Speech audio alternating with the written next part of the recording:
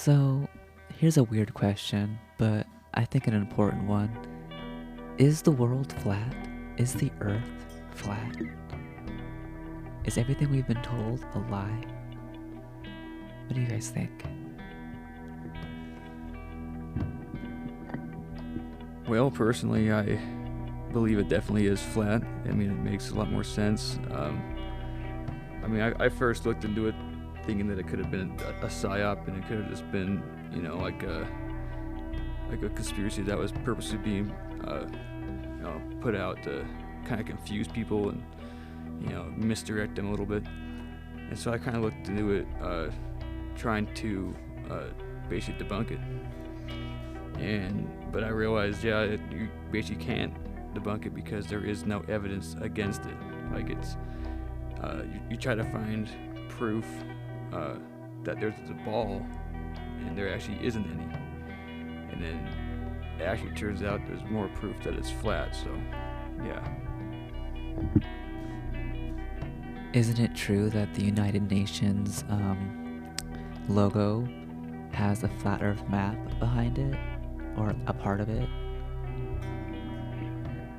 Yeah, they do have that, and I'm pretty sure that's it's just kind of put it out in our faces a little bit, just put it in plain sight.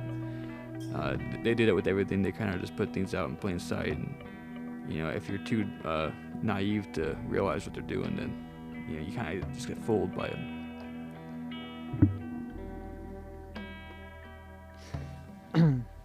I think the thing that interests me most about like the flat Earth is like the stars. I think the stars are way different than what we think they are, because we're just kind of told they're just a big ball of gas, burning light years away. Like you could Google any star like Arcturus or something that says, oh, it's 32 light years away, and it has this temperature on the surface and all these different things. But they just show you some CGI footage of the star and all these different things, but no one actually really observes the star for themselves. So I thought it was fascinating because people on YouTube would film a star with the camera, and I was thinking, is that even possible?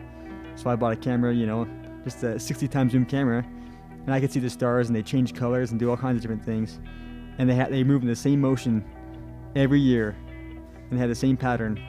And if we were spinning on a ball, just flying through space, all these different motions, you think the stars would kind of go out of whack, and things would change, and we'd see things differently all the time. But nope, every single year, the season is always the same. The stars move in the exact same form and pattern every year, every season. It's almost as if, the stars are rotating around us rather than maybe us rotating around the sun. Maybe we're living in a more geocentric model rather than what we've been taught as the heliocentric worldview. Yeah, absolutely. And really, like astrology and really everything just makes more sense on a flat Earth. Like when you like kind of investigate all the conspiracies and like every like theory out there, and you kind of like use your own intuition to put them all together and kind of decide for yourself what's true. Like flat Earth has kind of it just makes complete sense with all of it. Like it ties everything together, and like it just falls right in line with like what feels to be true, and like so yeah. I guess another fundamental question to ask in regards to this, though, is why? Why would they lie about the shape of the Earth? What relevance would that have? Well, for one, they make a lot of money from the space agencies. They rake in a lot of money from taxpayers and whatever else. Are you speaking about NASA and how we ultimately paid, I think, billions of dollars? Even trillions. Trillions even. Because it's... And that's only one reason why they would do that. And like it's a lie that's been perpetrated or perpetuated for a long time. And so basically they could have all kinds of reasons for it that we don't even really understand or know about.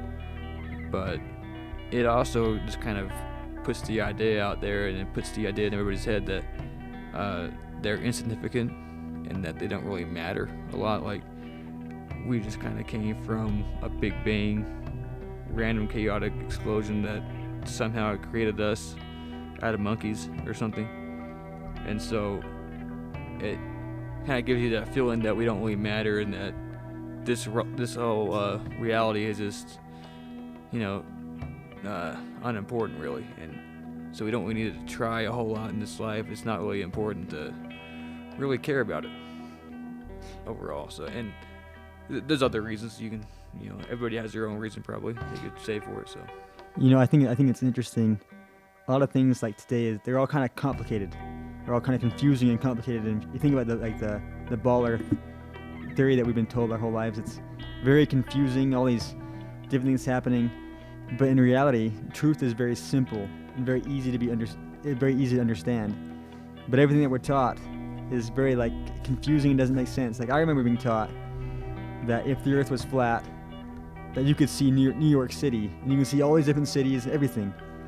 But that just kind of goes against all kinds of different logic, right? Like there's mountains in the way, and obviously our vision can't see that far. Like our vision isn't made to see forever, But these are just things I was taught in school. That's exactly what my teacher said, is if the earth was flat, you'd be able to see everything. But the thing is, you can't. Why would we need a telescope to see stars, right? Aren't they just visible to us? Yeah, yet curvature is yet to be proven. There's no curvature detected on the globe model. You can't find it. Yeah, you can read a book by Samuel Rowbotham called Zetetic Astronomy, and he has experiments in there that he did. I think this was 1890 or something.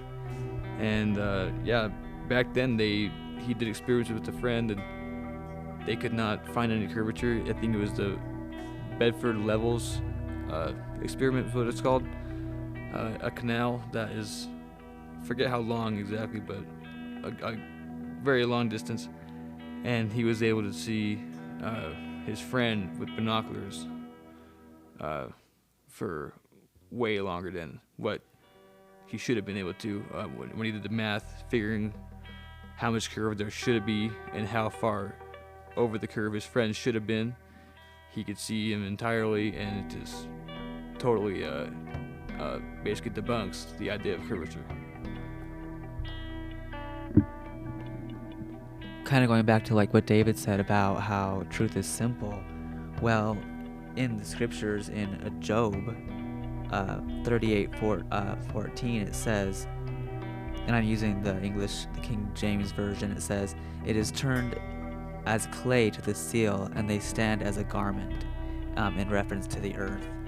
And if anybody knows what a seal stamp looks like, when you stamp it into the clay, use that as an analogy of what the earth looks like. It's flat with upturned edges, whatever the seal imprint is, which is the continents and the earth of the land, but or the land of the earth. But it's not a ball. It's as like a seal pressed on wax, as it says in Job, and it's pretty simple. Yeah, that's pretty interesting, and I'm pretty sure we're even told that Antarctica is actually the highest continent on Earth. It's the highest elevation, and on the flat Earth depiction of it, that's the ice wall that contain basically the shoreline, the container of this world, of all the water, and that makes sense. It's the wall that is the tallest, and it's able to keep all the oceans in. And yeah, the upturned edges on the seal and everything makes total sense with that. That actually does make a lot of sense. Even if you take the globe model and how Antarctica is on the bottom of the globe, if you just basically open up the globe model and make it flat, Antarctica would be on the outskirts and the water would be in the middle. It's almost as if they deliberately made the globe as almost like a mockery of what the truth actually is. And it's interesting too, because we don't really know anything about Antarctica. How many people do you know that actually go to Antarctica and actually have really experienced it? Well, with Antarctica, it's very interesting, because one thing about the flat Earth that's really got my attention was when I studied Richard Admiral Byrd and his expeditions to Antarctica. And basically with this Operation High Jump, like, they had to try to go over the ice wall, and you can see images of that and how tall it really is, and it's very unexplored. And there's also the Antarctic Treaty. I can't remember how many nations are a part of it, but basically almost every one of them is in agreement. We can't agree on hardly anything, but we can agree that Antarctica is, you can explore it without basically government permission, and it's forbidden for the average person to go there without strict, guidance.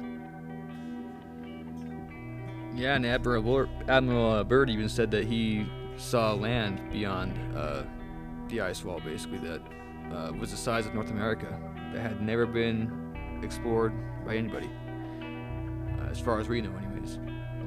And it's just pretty interesting to me, because like I kind of think that maybe there could be a lot more continents out there that we don't know about, and that it's possible that there were different humans or races of people or something that used to live here that maybe the elites overthrew at some point, and maybe a lot of them fled to the outskirts of this realm, which would be beyond the ice wall on that continent that Admiral Byrd was talking about.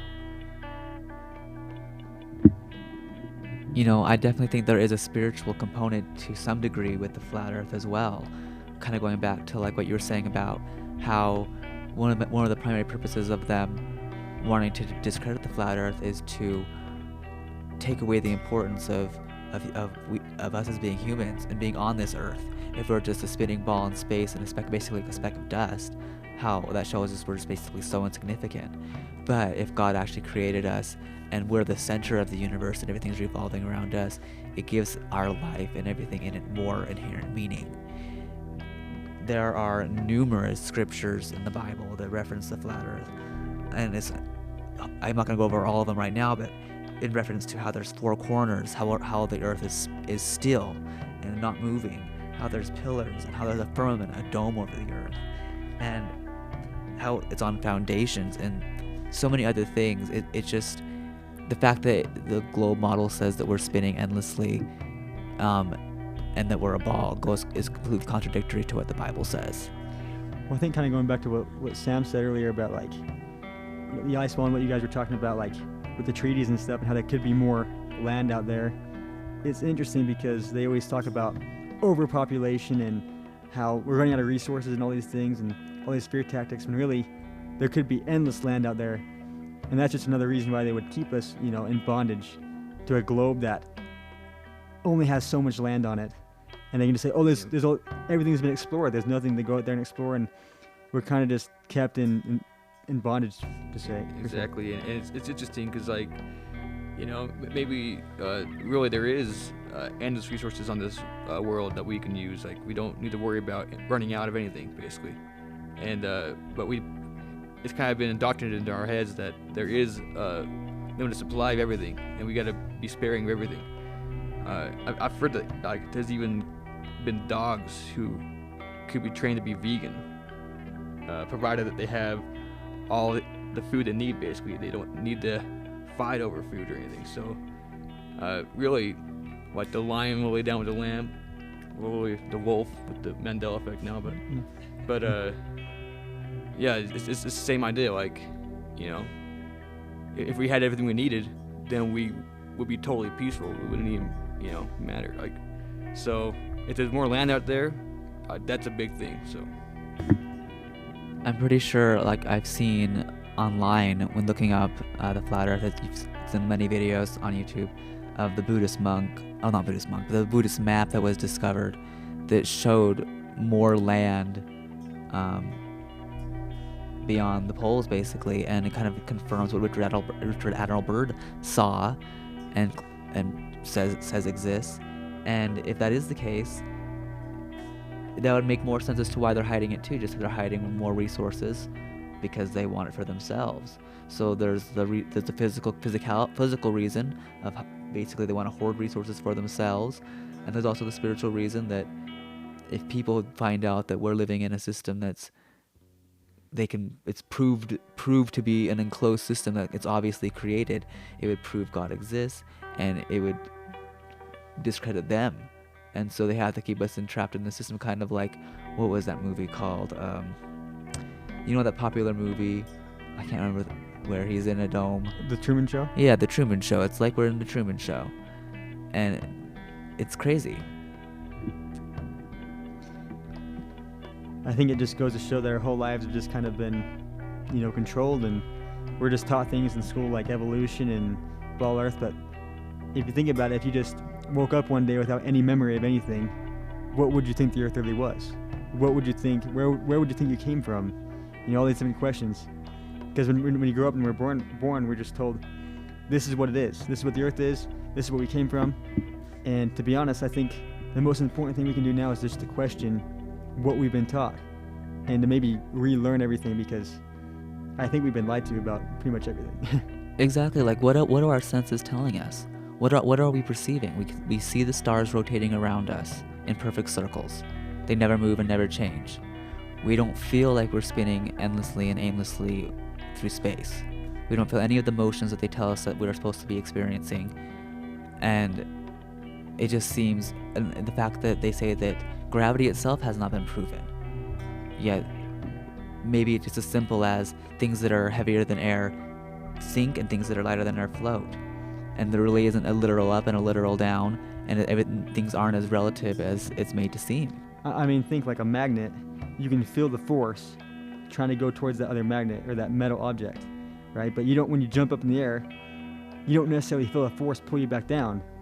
There's an up and a down, and you're more dense in the air, and so you fall to the ground. Exactly. And the thing with gravity is, like, really there's like two different versions of it, Like the Einstein version is where it's like space and time are bending somehow. Like imagine like a trampoline with the bowling ball in the center of it, with the way the bowling ball holding it down, and you put a marble on the trampoline, it's gonna kind of spiral into the bowling ball and hit it. That's one way of looking at gravity according to Einstein. And then the other way is like Isaac Newton, or I think it's Isaac Newton that said that one, where he says basically two objects would attract each other if there is empty space and there was just two rocks or something floating in space. Eventually they would collide together because their gravitational pull of each one of those rocks would attract each other. And so it's like a totally different way of explaining gravity. So it's like, which one's the right one, Well, I think it's like even, what's his name? Neil deGrasse Tyson, when he was asked to explain what is gravity, he's like, well, we can measure it and stuff, but when you're trying to explain what it is, I'm paraphrasing, but it becomes difficult, and there really is no clear scientific explanation for it. And I just don't see how in nature I've never seen water stick to a ball. And water always finds its level, and I don't understand how an earth that's mostly water would be able to be on a ball. It seems like it would have to be level, and the water would have to find its level and wouldn't be able to stick to a ball. And I don't think gravity explains that as fully as it could.